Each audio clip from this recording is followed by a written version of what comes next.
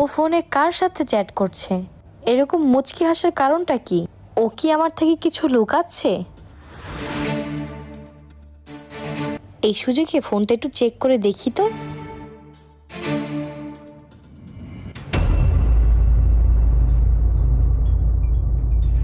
তাহলে এইসব হচ্ছে? আমি তো ভেবেছিলাম আমি ওর সবকিছু, অথচ অন্য কারোর সাথে এভাবে লুকিয়ে লুকিয়ে প্রেম।